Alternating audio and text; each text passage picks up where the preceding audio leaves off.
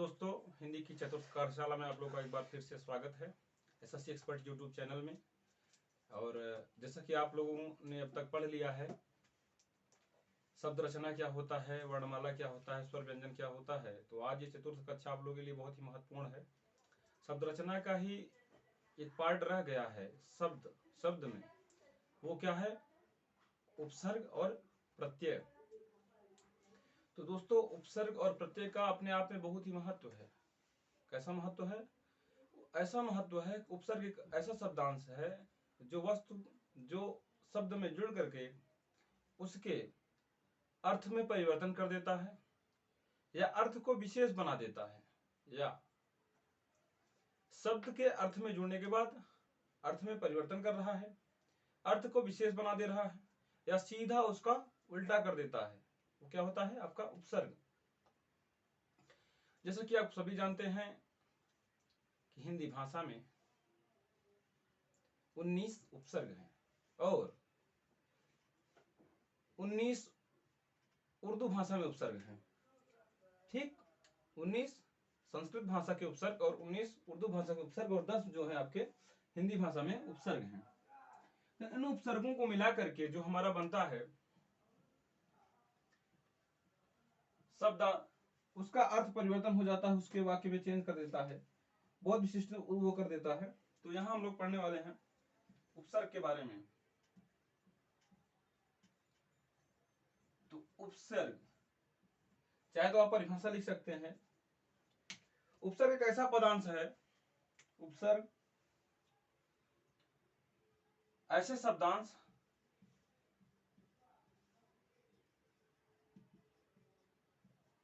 जो वाक्य में शब्द में जुड़ करके जुड़कर उसके अर्थ को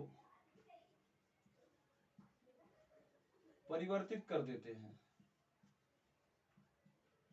परिवर्तित करते हैं, या विशेषता लाते हैं। दोस्तों,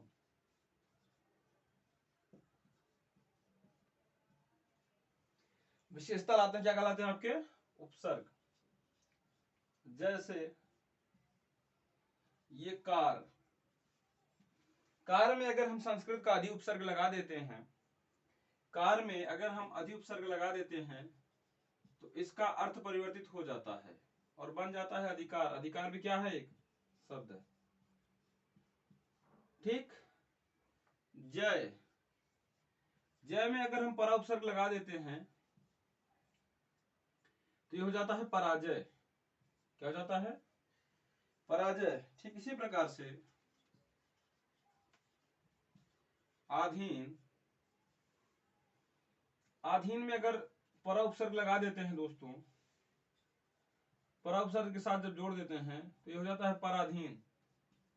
और किसी ने कहा है कि पराधीन सपने सुख नहीं।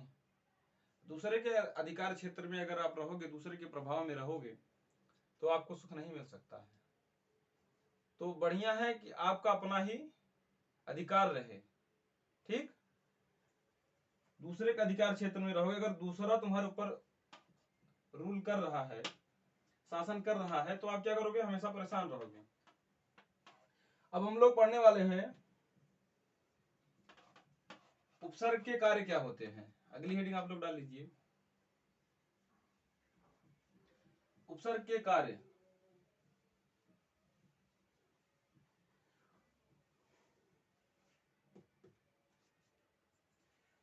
इसका एक कार्य तो यही है कि यह कभी कभी होता है कि शब्द में कोई परिवर्तन नहीं लाता है, शब्द के अर्थ में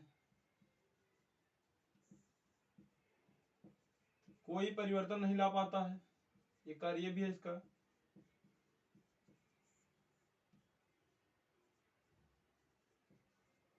दूसरा कार्य नंबर 2, यह जो है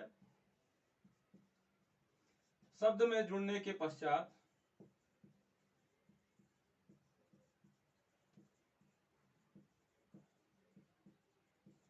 शब्द में जुड़ने के पश्चात उसके अर्थ में विशिष्टता ला देता है। क्या लाता है? विशिष्टता ला देता है, विशिष्टता।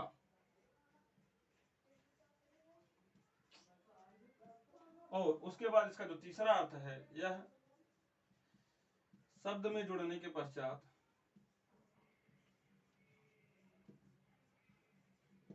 अर्थ को पूर्णतया परिवर्तित कर देता है, उल्टा कर देता है। अर्थ को पूर्णतया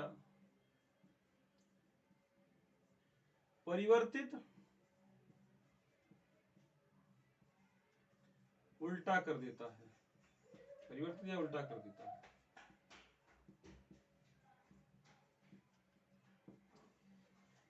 जैसा कि मैंने आपको बताया कि उपसर्ग ऐसे शब्दांश हैं जो किसी शब्द के आरंभ में जुड़ते हैं और वे शब्द में परिवर्तन लाने का प्रयास करते हैं, उसको विशेष बना देते हैं और उसका अर्थ ही उल्टा कर देते हैं। तो इस प्रकार से हिंदी भाषा में जो उपसर्ग प्रयुक्त होते हैं, तीन प्रकार के हिंदी भाषा के उपसर्ग प्रयुक्त होते हैं, संस्कृत भाषा के उपसर्ग प्रयुक्त होते हैं और उर्दू भाषा के भी उपसर्ग प्रयोग किए जाते हैं। हिंदी भाषा में जो उपसर्ग प्रयोग होते हैं, तीन भाषाओं के उपसर्ग प्रयोग होते हैं। पहला हिंदी भाषा के, दूसरा संस्कृत भाषा के और तीसरा जो है उर्दू भाषा के। तो दोस्तों, हर एक उपसर्ग का अपना कुछ अर्थ भी होता है। क्या होता है? हर एक उपसर्ग का दोस्तों अपना एक अर्थ होता है। इस अर्थ के चलते वो क्या करता है? शब्द के अर्थ को परिवर्तित करता है। ठीक? तो उपसर्ग जो है अपने आप में काफी महत्व रखता है। काफी महत्व रखने के साथ साथ यह विशिष्टता, जब किसी वर्ड को, जैसे मैंने आपको बताया कि अगर कोई कह रहा है कि उनका जय हो गया और आपको उसमें सुनाई दिया कि उनका पराजय हो गया, तो आप क्या करेंगे? सीधा उल्टा अर्थ समझ लेंगे। ठीक है? तो जय जो है उसमें परा उपसर्ग लगने की वजह से उसका सीधा अर्थ पलट जाता है। तो यह क्या करता है? हिंदी भाषा की शोभा बढ़ाने के लिए उपसर्गों का भी प्रयोग किया जाता है।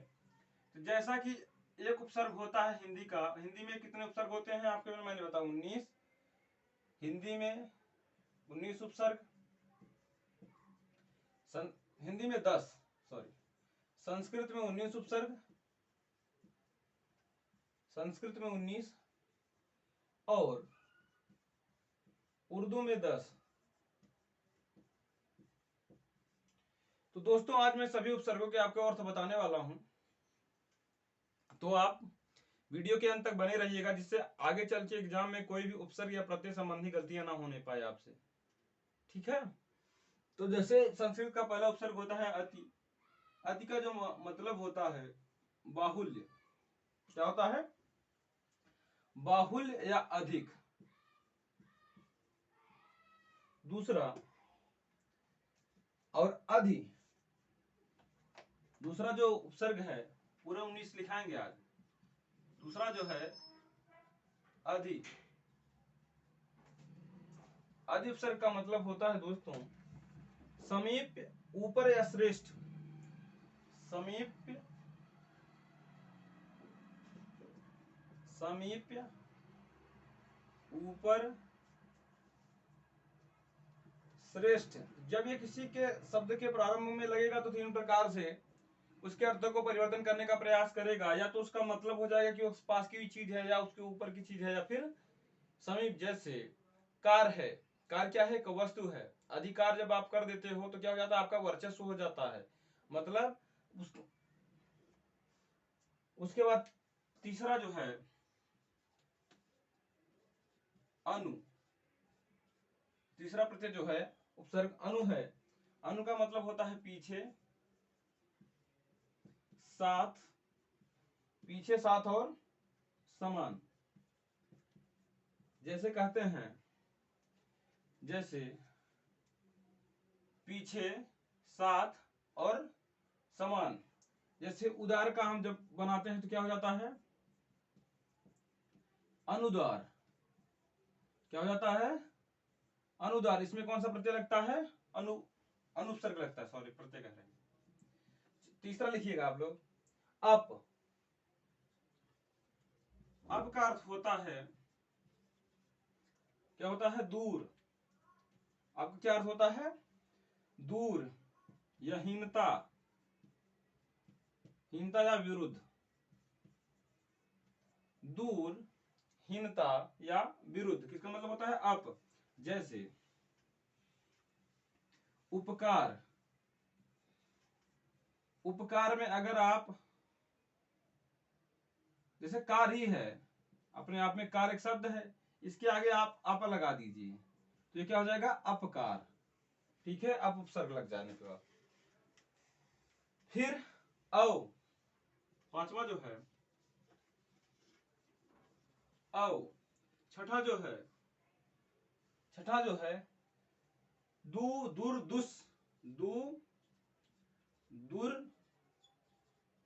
दुस, दू, दूर, दुस। इस सब का मतलब होता है बुरा, कठिन। बुरा और कठिन। और औ का मतलब होता है दूर या नीचे। ठीक, दूर या नीचे। 1 2 3 4 5 6 और ये सातवां। सातवां आपका होता है सु। सु का मतलब होता है सुंदर, अच्छा। सुंदर, अच्छा। फिर आठवां जो होता है सम। सम का मतलब होता है समान। सम का मतलब होता है समान, पूर्ण, अच्छी तरह संयोग। पूर्ण, अच्छी तरह संयोग। फिर वी। बी प्रत्यय जो होता है उससे बनता है बिना, मतलब बिना या अलग। जैसे अगला जो प्रत्यय है, उपसर्ग है, वो क्या है? प्र। इसका मतलब होता है आगे। आगे होता है और क्या होता है? आगे या अधिक। आगे या अधिक। इस प्रकार से आप लोग 10 संस्कृत के उपसर्ग जान गए हैं। Let's recall it. आओ इसको एक बार हम लोग क्या करते हैं, रिवीजन कर लेते हैं। अति। अति का मतलब होता है बहुल या अधिक। तो इसका जो उपसर्ग लगा के हम एक वो शब्द बनाएंगे, क्या होगा? अतिधन आचार। अतिधन आचार। आचार अपने आप में शब्द है, अति क्या है? उपसर्ग है। तो यहां क्या हो जाता है? अत्याचार। और इसमें कौन सी संधि होगी? यण संधि भी होगी। वो बात की बात है, जब संधि पढ़ाएंगे उसमें बताएंगे। अधि। अधि का मतलब होता है समीप, ऊपर, श्रेष्ठ। अब कार। कार में अगर अधि लगा देते हैं तो ये क्या हो जाता है? अधिकार। अधिकार का मतलब होता है अधिकार किसके पास होता है? किसी श्रेष्ठ व्यक्ति के पास। तीसरा अनु। अनु का मतलब होता है पीछे, साथ, समान। अनु का मतलब होता है पीछे, साथ, समान। तो अगर उदार है, कोई व्यक्ति उदार है, अगर उसमें अनु लगा देंगे तो ये क्या हो जाएगा? अनुदार। तो उदार का मतलब होता है क्या? देने वाला, उदार व्यक्ति। फिर अब क्या है? अब का मतलब होता है दूर, हीनता, विरुद्ध। दूर, हीनता, विरुद्ध। आप प्रत्यय लगने के बाद शब्द में किस प्रकार के परिवर्तन आएंगे? 3 प्रकार के, दूर, हीनता या विरुद्ध। जैसे कार्य। कार्य में अगर आप लगा दिए अब तो क्या हो जाएगा? अब कार्य। अब कार्य का मतलब क्या हो गया? ऐसे कार्य जो क्या हो? कार्य के विरुद्ध हो। अब ये क्या है? अब है। अब का मतलब होता है दूर या नीचे। दू, दूर, दुस। जिस भी प्रत्यय के सामने दू लग जाएगा या दूर लग जाएगा, जैसे लब। लब हो जाता है। लब के आगे अगर आप दूर लगा देंगे तो हो जाता है दुर्लभ। ठीक। साहस, साहस में आप अगर दुह लगा देंगे दुस्साहस हो जाता है, दुस लगा देंगे क्या होगा, दुस्साहस। इसी प्रकार से दू दूर दुस का मतलब होता है बुरा या कठिन। सु, सु अर्थात सुंदर, जैसे आगत, आगत में अगर आप सु प्रत्यय लगा उपसर्ग लगा देंगे तो हो जाएगा आपका स्वागत। आगत प्रत्यय में उपसर्ग शब्द में अगर सु उपसर्ग लगा देंगे क्या हो जाएगा आपका स्वागत। फिर क्या होगा सम, सम मीन्स क्या होता है, जैसे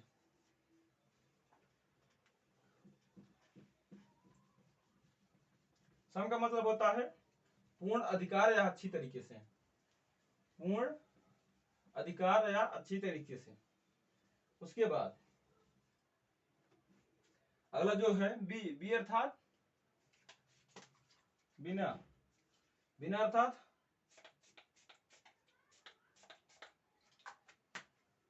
तो इस प्रकार से संस्कृत भाषा के जो 10 उपसर्ग हम लोग पढ़ लिए हैं, अभी 9 और बचे हैं। पूरा उपसर्ग इसी क्लास में खत्म कर देंगे और प्रत्यय भी। आप वीडियो के अंत तक बने रहिएगा ताकि आपको कहीं बार बार भटकना ना पड़े उपसर्ग प्रत्यय के लिए। अभी तक तो मेरा उपसर्ग प्रत्यय नहीं कंप्लीट है, ठीक है। संस्कृत भाषा में उपसर्गों की संख्या कितनी होती है 19, हिंदी भाषा में उपसर्गों की संख्या 10, उर्दू भाषा में उपसर्गों की संख्या 19, ठीक है। फिर अब आगे चलते हैं। नी, नी, निस, निर, नी, निस, निर, नी, निस और निर मीन्स होता है बिना, बाहर, बिना और बाहर। फिर परि, परि का 11 और 12, परि, परि का मतलब होता है चारों ओर। तो इसका जो शब्द बनेगा आवरण, आवरण मीन्स होता है ढका हुआ, और परि का मतलब होता है चारों ओर। तो परि धन आवरण हो जाता है, इसका अर्थ में क्या परिवर्तन आ रहा है, पर्यावरण। क्या हो जा रहा है, पर्यावरण। अब आपको समझ आ रहा होगा कि उपसर्ग किस प्रकार से जो शब्द है उसके अर्थ को परिवर्तित कर रहा है, यहां आपको समझ आ रहा होगा। जैसे 13 नंबर में देखते हैं प्रति, प्रति का मतलब होता है उल्टा, प्रति का मतलब होता है उल्टा और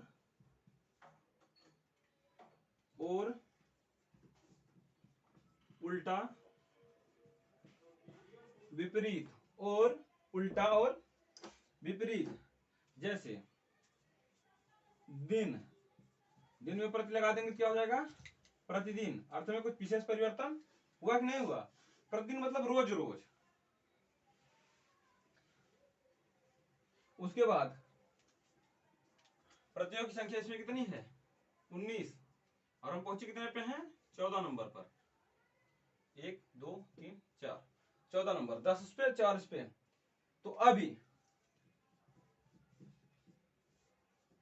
अभी का मतलब होता है समीप या पास।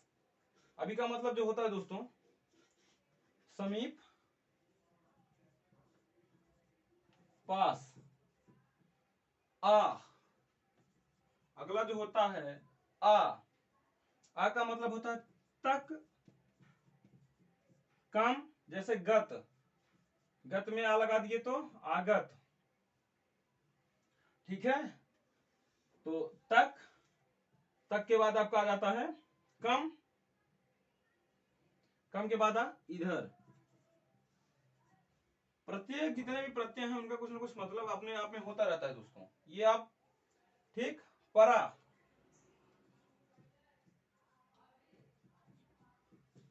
परा का मतलब होता है उल्टा, परा का क्या मतलब होता है उल्टा करना, ठीक है। परा का जो मतलब होता है उल्टा करना, उल्टा। फिर नी, फिर नी, नी का अर्थ होता है नीचे, ठीक। 17, दो और बचे हैं दोस्तों, दो और कौन से बचे हैं उत और अप, उत और अप। उत का मतलब होता है दोस्तों, उत का जो मतलब होता है ऊपर या उन्नति, ऊपर या उन्नति, और अब का जो मतलब होता है दूरहीनता विरुद्ध, दूरहीनता विरुद्ध। इस प्रकार से एक बार रिवीजन फिर से, निस निद अर्थात बिना बाहर, जैसे दिन, दिन में अगर निस प्रत्यय लगा दोगे क्या हो जाएगा, निस्दिन, निस्दिन बरसत नयन हमारे। जब उद्धव जी आते हैं गोपियों का, भगवान कृष्ण का संदेश लेकर गोपियों के पास, तो गोपियां कहती हैं कि निस्दिन बरसत नयन हमारे। सोचिए कि वह किस तरीके से भगवान कृष्ण के विरह में थी कि उनके जो आंसू हैं वो रोज बह रहे थे, और वो वहां ज्ञान देने चले जाते हैं उद्धव जी, क्योंकि वो बहुत बड़े ज्ञानी थे, बुद्धिमान व्यक्ति थे। तो उन्होंने, भगवान उनकी बुद्धिमत्ता की परीक्षा लेने के लिए गोपियों के पास उनको भेजा ही था। और जब वो आके बताते हैं कि वो तो जो एक बताते हैं कि एक चिट्ठी लाते हैं, और उस चिट्ठी में देखते हैं कि गोपियां पूछते हैं इसमें मेरा नाम कौन सा है, इसमें मेरा नाम कौन सा है, तो परेशान हो जाते हैं। तो उसी में पंक्ति में आता है, एक बार लिखा जाता है कि निस्दिन बरसत नयन हमारे परि। परि का अर्थ है चारों ओर, चारों ओर अर्थात पर्यावरण, आवरण का मतलब होता है अच्छे तरीके से ढका हुआ, परि मतलब चारों ओर ढका हुआ, तो हम लोग किसके चारों ओर ढके हुए हैं, पर्यावरण के। ठीक है, ये पर्यावरण का डिफिनेशन जब भी पूछता है तो दो शब्द, पर्यावरण दो शब्दों से मिलकर बना होता है, परि और आवरण। ठीक है, तो जो इन्वायरमेंट वाले सर हैं वो आपको पढ़ाएंगे।